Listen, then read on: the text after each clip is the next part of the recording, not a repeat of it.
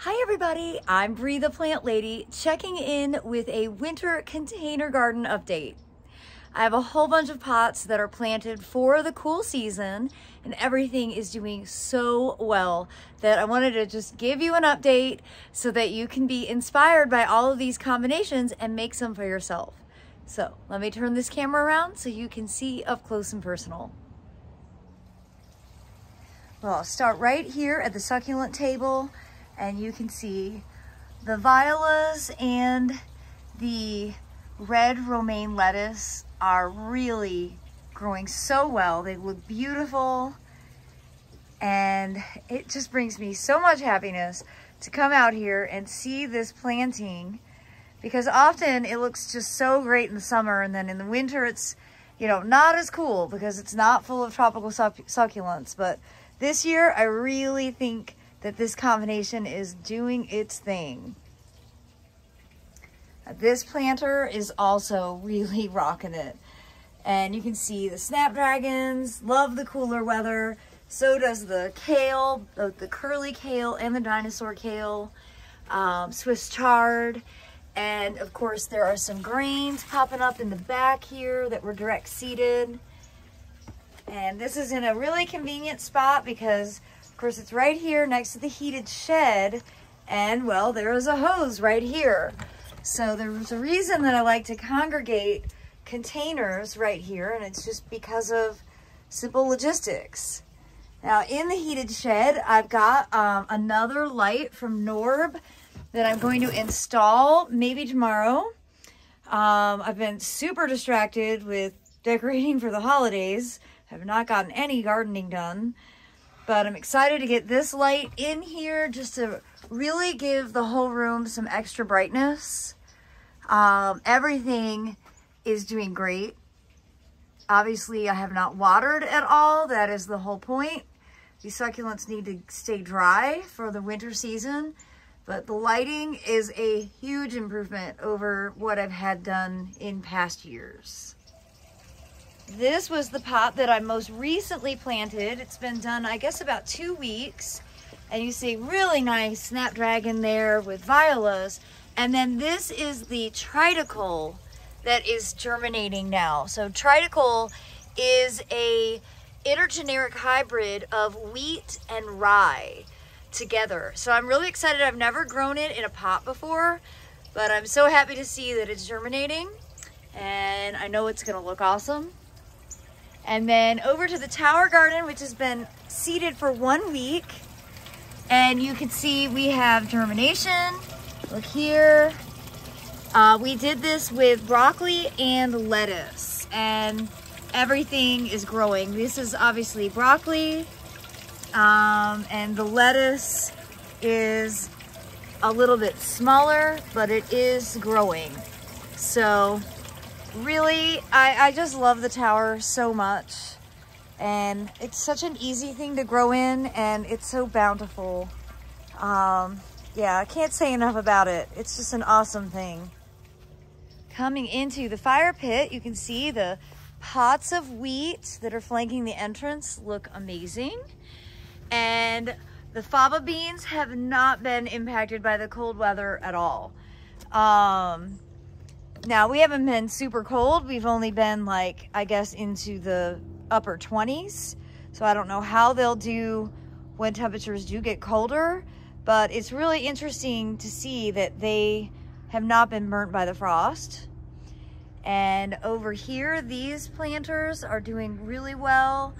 The cauliflower is growing great. You see it's got little heads. And obviously these blueberries, the red on the blueberries is just so remarkable. And this one has a really nice burgundy fall coloration. Sorry if that video was a little bit funny. I had it in cinematic mode by accident. So here we've got parsley that is over a year old, still growing. And then in the planters that flank the bench, aka Cubby's favorite spot to nap in the sun, everything's doing really well. The wheat, cauliflower, and violas, and then barley, cauliflower and violas. You see the cauliflowers do have little heads on them.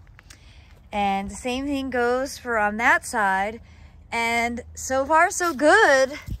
The Mangave look perfect under this moving blanket. So we haven't done anything to them, obviously. And when we have no frost in the forecast, I think after tonight, we'll go ahead and just take this blanket off and let them have some light. And as we make our way to the driveway, all the pots out here are doing great. The herb pot and the kale and salad greens, we actually have harvested from these and they just grow right back. It's awesome. Also did some floating flower arrangements today. Lots of different camellias in bloom. Such a wonderful time of year. And I did a floating flower arrangement of just violas and pansies. So you can really see the size difference between the two. Remember, I prefer violas, the small ones, because they are more winter hardy. But, you know, the pansies are also beautiful. They just don't tend to make it through the entire winter here. Now, these pots are doing great. They're, of course, in very protected zone here with all this concrete and brick, and they're south-facing. And I have had fire ants explode. I have so many fire ant mounds now in December. It's just completely crazy, but it's true. So fire ants actually filled this entire pot and they pushed all the soil up. So you can see there's kind of a mess. I did treat it with fire ant bait called Amdro. That is not systemically absorbed, so it's fine to eat the kale that is growing in this pot, but it's absolutely not okay to have your pot completely filled with fire ants because you'll inevitably get bitten by them, and they'll actually make your plants dry out because, well, they'll create a lot of air pockets in your container and then the root zone dries out. So it's important not to allow fire ants to, you know, grow exponentially in your containers. What can I say?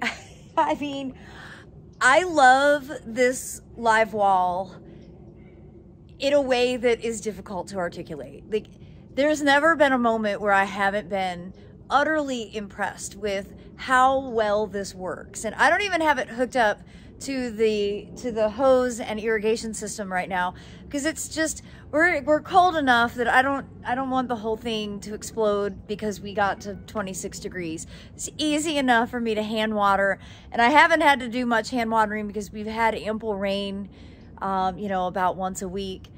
But obviously the grain side, everything is doing so well. I mean, look at it. It's just like, it looks like spring in December. It's so awesome. I love growing vertically and I love grains, and putting the two together, it just like, it blows my mind. Obviously, you can tell. I'm very enthusiastic about this, and I'm so glad that I did it on this side because I see it from the kitchen. You know, there's my kitchen right there. And I spend a fair amount of time in there, and I look out and I see the green grains, and I'm just like, well, I'm constantly reminded, and I've been in North Carolina 20 years, but I'm always reminded of why I wanted to move out of Zone 5 and leave Michigan and, frankly, Northwestern Indiana, where I went to college, because it's so cold up there, and it's so nice to live in this environment. I'm not trying to brag. I'm just saying, like, I do not take living here for granted, particularly because I love gardening in the winter and I do love container gardening, and you can do both of those things year round here in Zone 7, Central North Carolina. Now, the viola side is looking great. It's not as dramatic as the grain side, but it is providing me ample flowers for floating arrangements, and that was really the goal. Obviously, the violas aren't going to grow as robustly and, you know, cover the entire thing like the grains will, but still, they're very cheerful, and I really appreciate seeing them when I pull in the driveway. Now, here in this big pot, this is rye that was seeded, gosh, I guess maybe just over a week ago. And I love when the rye germinates, how like bronzy it is. And this is a very relaxing thing to do, just running your hand over over the fresh sprouts. So I think that's gonna look really great in this big pot. And then the containers across the front here, you could see the cauliflower is coming along. And then I did wheat in these. These are also just about a week old from sowing. And same thing with this pot. And you can see here the grains are starting to sprout. So that'll be a nice fill in the back. And then over here is my favorite strawberry, and I've sort of stopped talking about it because it's become impossible to find, which is very aggravating. A plant is so good and it should be everywhere, and yet I can't find it anywhere or give you a link to let you order it. But this is Snowy Belle from the Bushel and Berry lineup, and look y'all, it's December 2nd and it's still producing strawberries. It's been producing fruit since April, and it did the same thing last year. It's been in this pot now since May of 2021. And I was thinking about pulling it out and planting it in the ground and hoping it would really grow abundantly. But I'll be honest with you, I'm afraid if I move it, something will happen and I'll lose it. And I love it. And I would love to buy like 100 of these plants, because I think it's one of the very best strawberries that's ever been introduced. Unfortunately, it's really difficult to find. Well, and it's not a container, but I just had to give you a little peek of the cutest kitten who's ever lived. Mr. Reginald is wearing his holiday jingle collar for the first time, and he doesn't seem to mind it. He's just the most precious. We are in the final days of these plants being in pots, and they've done so well. And look at how gorgeous the Fothergilla is right now. And I mean, the deciduous azaleas get the most incredible fall color. But a week from now is groundbreaking day. So get ready for a bunch of videos that are gonna be getting this trailer emptied and really finally getting this yard to not be a big blank slate of grass. So, whew, I'm excited for it. I'm so excited. Look at all the beautiful first editions plants. You know, it's an all natives collection, and I will confess that it has been challenging to find native plants, and that needs to change.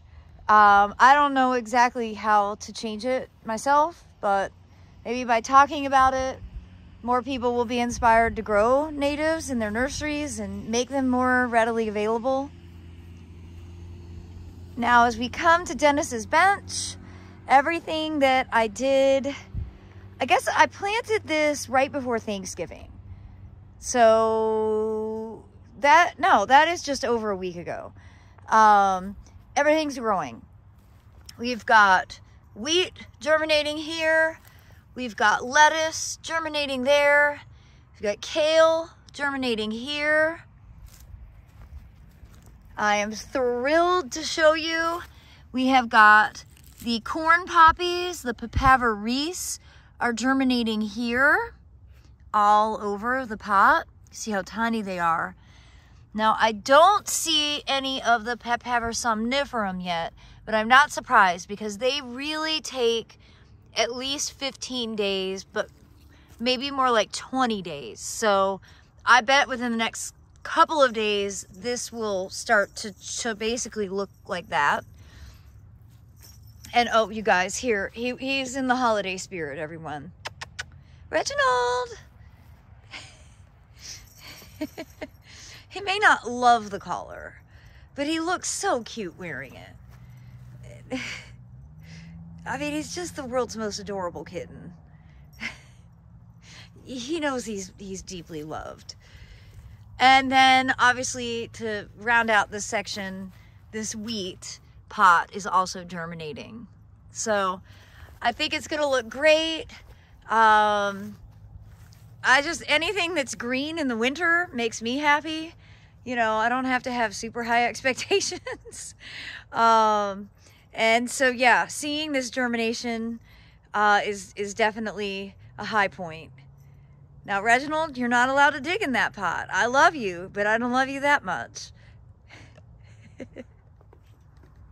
So the final planters that I have are out here at the Carolina Garden House, and you can see like that dwarf knockout rose is still blooming, and the I think these are cabbage are doing well, and then of course the hydrangea, but more importantly the Mangave have been out here, and this is definitely a microclimate. And so far, so good. They really don't look like they've been nipped. Now, I think some varieties are more cold hardy than others, and I don't really know what is what. But all of these are looking good. The one that doesn't look good, right here, that was out here fully exposed on the table. And I think that's the main reason that it looks so bad. That's actually gonna just be bound for the compost bin. But overall, I'm really pleased that all the rest of these Mangaves are still outside and they're still looking so good. Well, I hope that you have enjoyed this winter container garden tour and that you will be inspired to create some for yourself. And I look forward to sharing more updates with you as the season progresses. As always, thanks so much for watching, everybody. Happy holidays and happy gardening.